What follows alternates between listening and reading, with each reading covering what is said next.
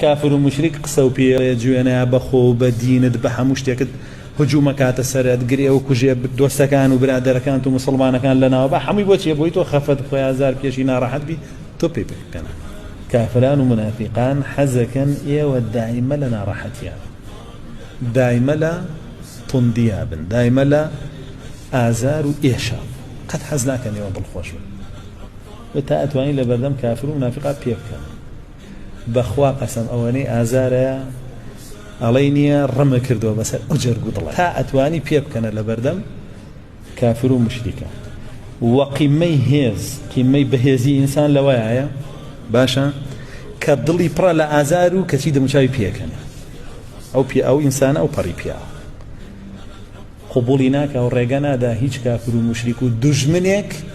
بشكاوي بيبينه بالكوا خوي بيشانه كتو هيجنيت حرب كنين بيده زابو ما دام حزلنا راحتي تويا بنا راحتي تو دل خوشه به تو بدل خوشي خود خفتي بل ها طو